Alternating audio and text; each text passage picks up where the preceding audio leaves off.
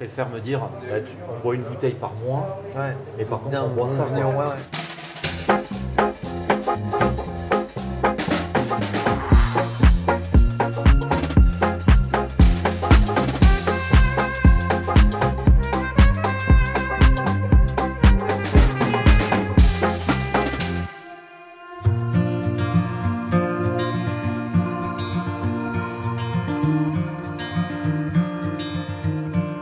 Sébastien, merci de nous accueillir dans ta boutique, ta très belle boutique. C'est vraiment une boutique qui donne envie. Il est midi, c'est vraiment l'heure d'aller se jeter dans les vitrines. Tu as une vision un petit peu à part de la charcuterie. Est-ce que tu peux nous en dire plus, nous expliquer un petit peu ce que c'est pour toi la charcuterie? C'est avant tout ma passion déjà, mon métier, et j'ai une vision aujourd'hui un peu plus évolutive sur le devenir de mon métier. C'est très personnel, circuit court, charcuterie naturelle, pas d'additifs, pas de conservateurs.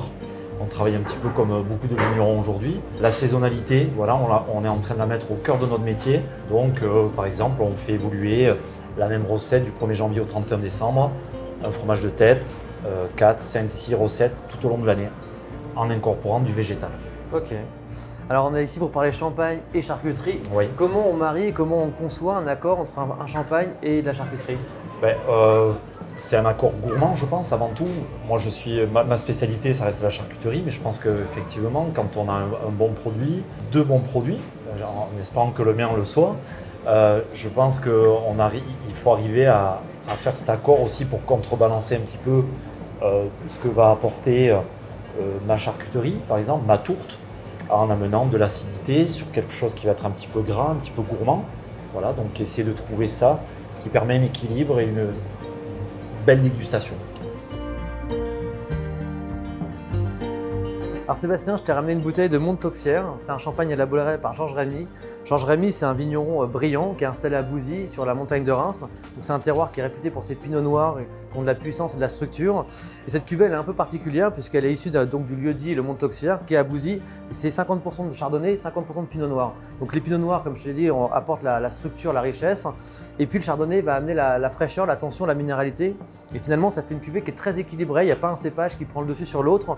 On a vraiment cet aspect tendu qui vient rafraîchir la bouche. Et puis quand même la gourmandise qui est un peu large sur le palais et qui peut, à mon avis, faire des beaux accords. Donc l'idée, c'est de voir quel accord on peut trouver avec cette bouteille.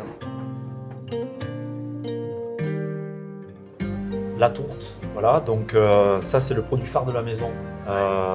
Feuilletage, très gourmand, très léger donc, et très beurré. Le cochon, circuit court, donc cochon d'ici, du Pays Basque.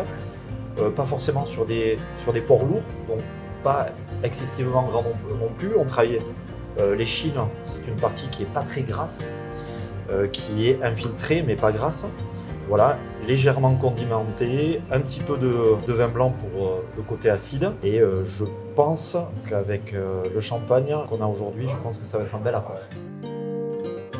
C'est vrai qu'on a la fraîcheur qui vient réveiller un peu la bouche, qui vient accompagner, et qui met en relief un peu derrière le travail, quoi. Ouais, moi j'aime bien justement ce côté gourmand, gras qu'on a de la pâte feuilletée dans le feuilletage.